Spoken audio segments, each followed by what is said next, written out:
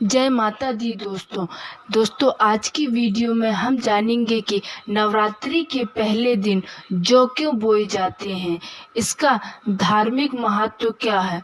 तो दोस्तों, नवरात्रि में जौ या जवारे बोने का विशेष महत्व बताया गया है।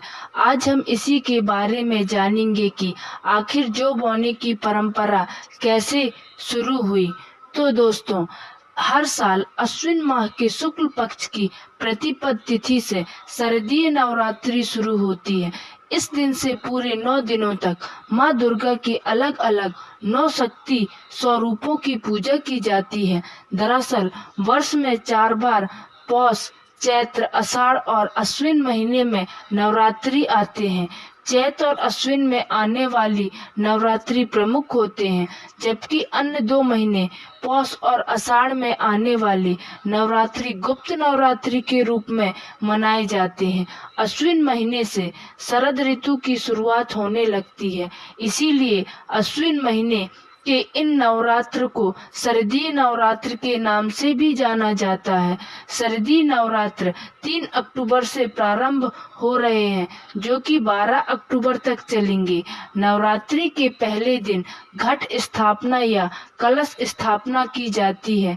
इसके साथ ही इस दिन जौ भी बोया जाता है। नवरात्रि में जौ बोने को लेकर मान्यता है कि इससे घर परिवार में सुख समृद्धि आती है।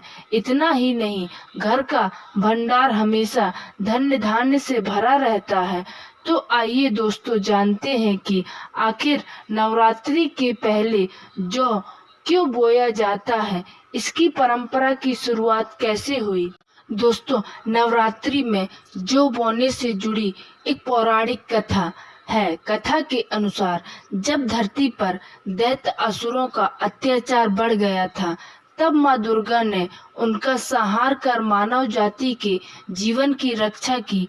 कहा जाता है कि देवी दुर्गा और दैत्यों के संघर्ष के दौरान धरती लोक पर अकाल पैदा हो गया था। चारों तरफ सूखा ही सूखा था।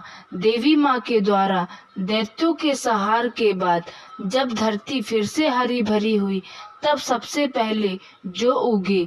इसीलिए जौ को समृद्धि और उर्वरता का प्रतीक माना जाता है।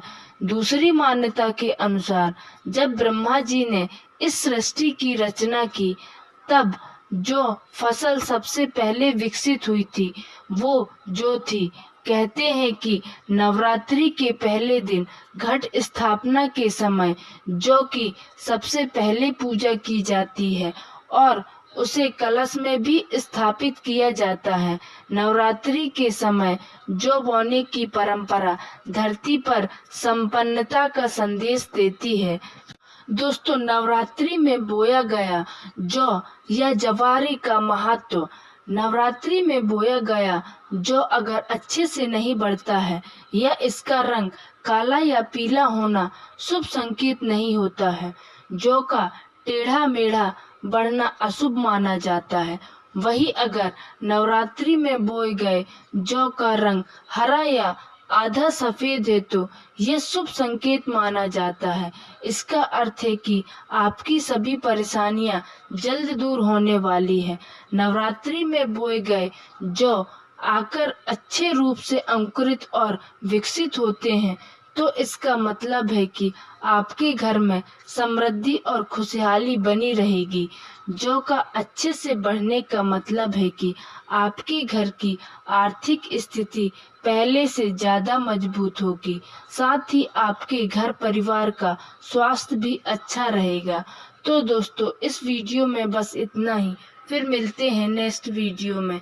तब तक के लिए धन्यवाद।